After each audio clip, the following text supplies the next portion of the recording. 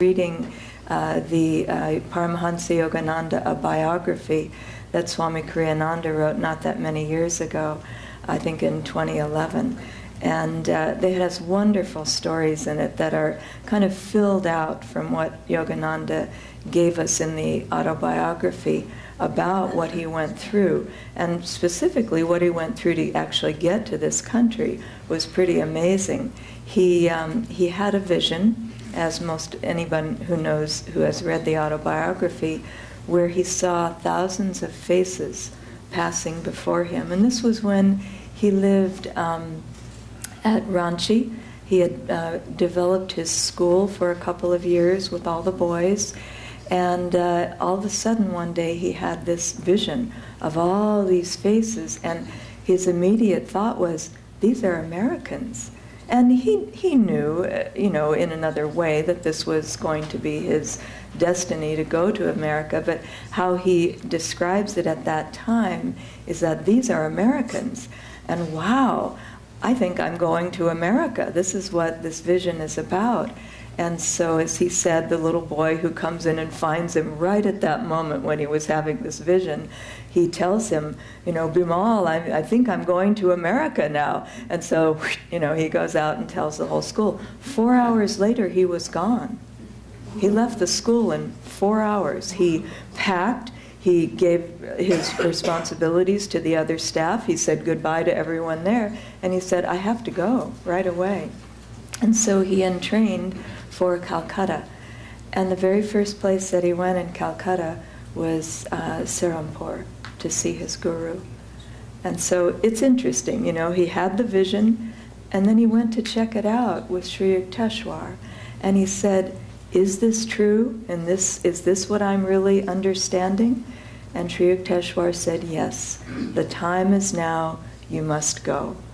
And so then he put the ball in motion, but from Swami Kriyananda's filling out of that story, it was almost impossible for anyone to go outside of India at that time, especially an Indian national.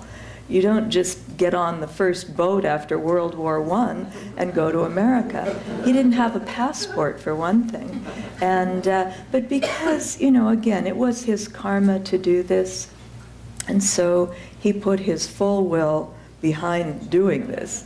And he ran across a man who said, I have a friend who's going to a conference there in Boston, religious liberals, it's a congress, and maybe you should talk to him.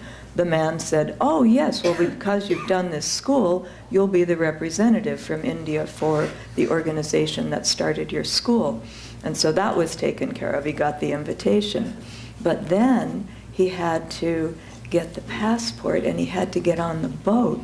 And so he went to the shipping office, and the English clerk there, again, remember India and England, and that whole scene was going on. And so he went there, and the man said, no, there's no passage. It's fully booked. First ship out of India back to England at that time, after several years. And he said, no, I'll be on that ship. And the man really got really angry because he kept saying, there's nothing. And he said, I'm sailing on that ship. And he had a friend, Yogananda had a friend with him. And by the time they left, Yogananda said, well, write my name down to the clerk. And so he said, okay. He wrote it on his cuff. And, just as a kind of, yeah, sure. And they left. And then, there was that part. The passport, he had a connection with an uncle, connected, and he was able to get the passport. But then there's always the little thing of money. And he didn't have any. He had been building a school, doing it on his own. It was his, again, dharma to do this. So he went back to the booking office and said, okay, where's my passage? And the man said, and he said, where is my passage? And he said, well, there was one cancellation, but you couldn't afford it. It's a first class. And he said, I think I can afford that. So he didn't have any money yet, but he said, I think I can afford that, and here's my passport. So that was kind of taken care of. And then the last part was actually very touching because, and by the way, when he went back to that office, he said to his friend, will you come with me? And the friend said, oh no, that man almost shot you before. I'm not going back there. So anyway, Yogananda went back. He did the thing with the man and, had the booking. He said, I'll be right back with the deposit for it. And so he went home, and his father, he told everyone in his family what was happening, and his father said, well, where will you get the money to go? It won't come from me. And Yogananda said, well, I didn't think it would come from you, but Divine Mother will give it to me because this is what's trying to happen. This is my dharma to do. And so he just waited until the next morning, and his father, after saying that very strongly, had left a check with his sister, one of Yogananda's sisters, for the amount that he needed for the passage and enough to live for a while in America. When he came back to his house, the father later on that day, Yogananda said, I can't take this money. I don't want you to feel coerced. And he said, I'm not giving it to you as your father. I'm giving it to you as a disciple of Lahiri Mahashai. And then he wept.